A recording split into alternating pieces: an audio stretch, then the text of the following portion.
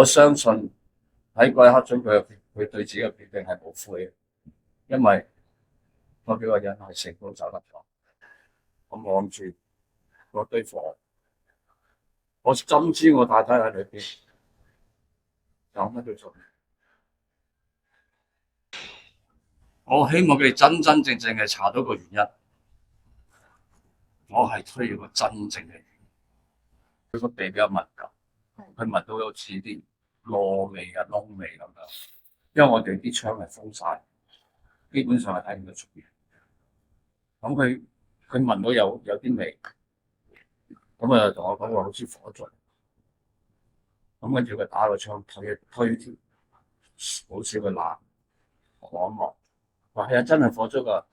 細佬嗰度嗰一座，細佬即係佢啦。細佬嗰座，咁我聽完之後，咁我就即刻，我咩都冇攞，我就攞咗個電話，攞咗件衫，我就落街，想睇下究竟發生咩事。我落街嘅時候，其實我係搭 lift 嘅，我仲可以搭 lift 嘅，即係話成個人，即係應該咁樣講，大部分人個感覺都唔意會到，隨後會發生咁大鑊嘅事。大火嗰個猛烈程度咧，係應該係咁樣講，我係從來未見過。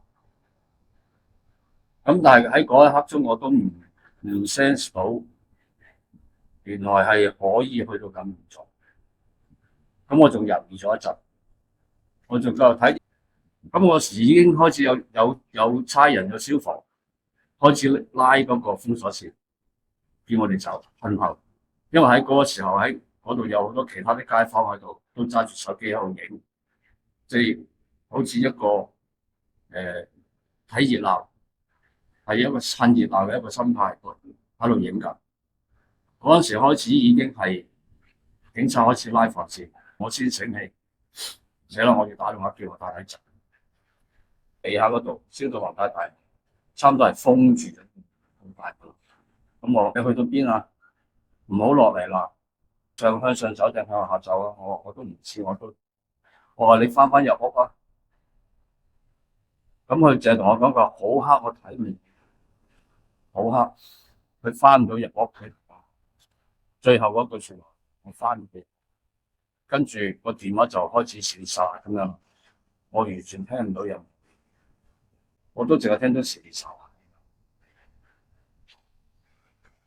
咁後尾我諗下，我收線再打通嘅，但係響到飛去留言信箱冇人聽，而且我打咗我應該有10幾次，跟住再打嘅時候就係話我手撥打嘅電話號碼唔正確，先至知道原來佢嗰一日我打俾佢叫佢走嘅時候，佢唔係走，佢就係敲門。佢哋兩家加埋4個人一隻狗，就沿住樓梯走。咁我新抱就問翻佢，當時佢見到我奶奶係佢奶奶就我太太係乜嘢位置？咁佢話佢見到佢行翻佢 lift 邊。咁以我根據我同我太太咁多年，我熟知佢個位。如果佢要去敲門，佢唔會淨係敲2間，佢一定會走翻過去，走翻轉頭去敲另外嗰邊嘅門。個租客打電話俾佢，叫佢叫佢揾我哋。佢話我哋全家都崩潰，因為嗰個即係個男嘅租客，佢應該係翻咗工嘅，咁就責怪佢媽媽。佢話點解人哋叫你走，你抌低人哋，你唔啱係咪一齊走？咁但係我都可以咁樣講，我即係都咁樣同佢。就算喺嗰一刻你要拉住佢走，佢都唔會，佢只會叫你走先。佢一定會做埋佢剩低未敲門嘅嗰啲工作，佢先會離開。爭咗1分鐘，我太太就冇咗啦。雖然我亦都好 proud of 佢救咗4個人，我大姐咁，佢話如果當日佢真係聽我電話之後即刻走，唔去做敲門叫人走呢個動作，佢成功逃脫。於是又俾佢知道嗰度嗰啲人出咗事嘅話，佢會一世都唔得。呢個就係我睇嗰個人。我相信喺嗰一刻中，佢對自己嘅決定係冇悔嘅，因為嗰幾個人係成功走得咗，冇事。呢個就係佢嘅代價。我望住嗰堆火，我深知我太太喺裏邊有乜都做，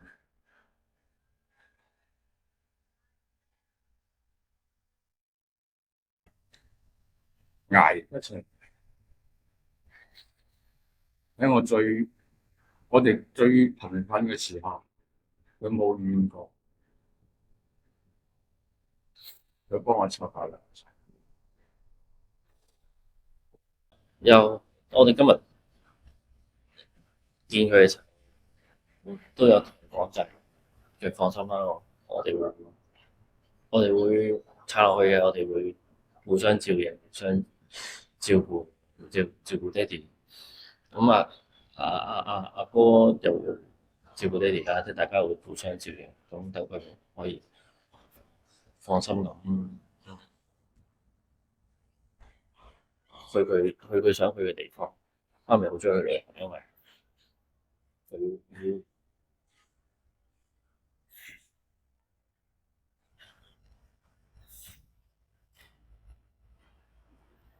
我哋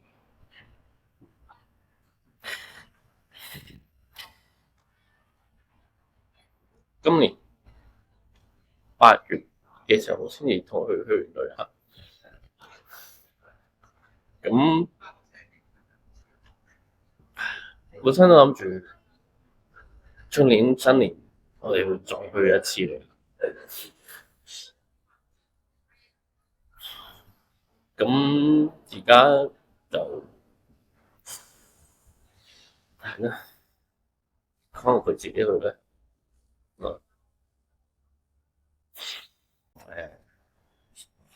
就同爹哋講就係唔知日後原子嘅方案係點，但係如果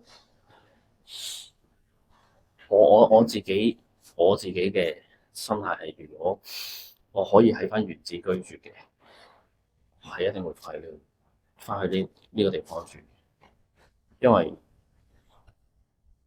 我喺呢個地方大，我都好想喺翻呢度陪住媽咪一路生活。咁當然呢個係冇人知道係後續會係點樣啦。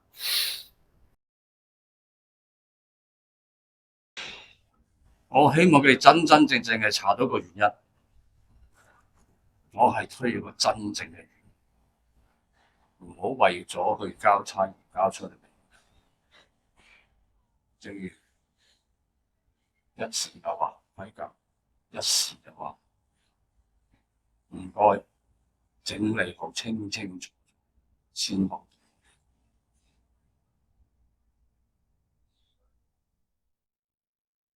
我哋係受苦嘅，我太太包括200幾人，黃姑講成，我唔希望咁輕率咁樣求其交個報告俾我哋。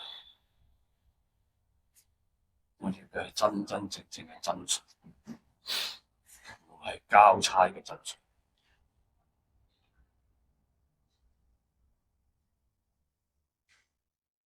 交代嘅，呢個係作為一個災民，一個受害家庭嘅一個好卑微嘅要求。自己都唔係好相信。我覺得我哋需要一段時間，呢段時間究竟要俾長我哋多少錢？但係需要錢，我自己都明白道理，我明白，其實道理每一個人都明，但係當有啲嘢傳教到，就係傳教到，唔係你明白就可以成，唔係你明白就可以下場。人就係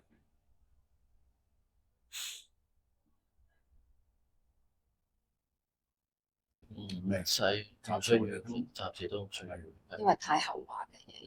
係啊，我哋今日先至叫做可以咁樣講，係叫做比較好肯定清晰知道究竟我哋已經揾到佢啦。佢兩個亦都去結果都認咗啦，做咗手續，即係祈求嘅嘢而家先叫完成。呢個只係一個開始，我哋仲要開始去處理佢嘅新合事，然之後我哋先至開始去諗我哋將來點樣計劃。喺而家我哋仲係未認真去諗。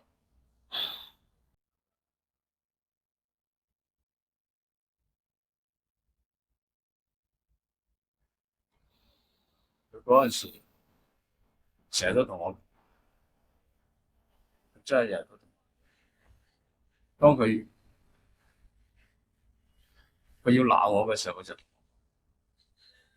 話我應該要死先。佢話佢自己，佢話如果唔係嘅話，如果佢死先，我就唔識照顧自己。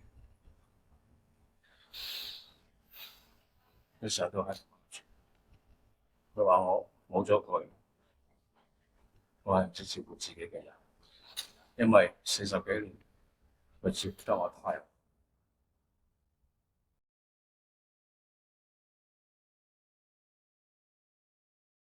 我哋俾咗錢，咁而家咁嘅樣，換啲錢係白俾，人哋點樣樣？政府嘅資助，我哋就已經覺得冇得諗啊！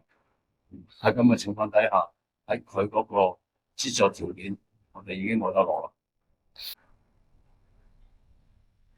由呢度出事，我太太出事開始，我一路都冇諗過，都冇去思考過財政嘅問題。唔係話我有錢，而係我冇咁嘅心思，亦都冇咁嘅心神。究竟去關注呢個所謂經濟嘅，最少我仲有個仔，佢仲可以支撐住短期。咁但係長期點算咧？我直到係尋日，我哋先至可以收到一個明確，我哋今日去到釜山個 confirm 咁樣認到我太太。由第一日開始到而家，我哋先叫做稍為穩定少少。我哋要展開後面嘅工作，可能喺呢個時候我先至可以慢慢去經濟嘅住屋嘅。之前係完全冇去諗呢樣，亦都唔想去諗呢樣嘢。原先有好多計，